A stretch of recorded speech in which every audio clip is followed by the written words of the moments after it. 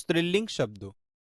વિદ્યાર્થી મિત્રો, હવે આપણે કેટલીક વસ્તુઓના સ્ત્રીલિંગ નામો સંસ્કૃતમાં જોઈશું, જે અહીં ચિત્રપદાની 2માં આપેલા છે.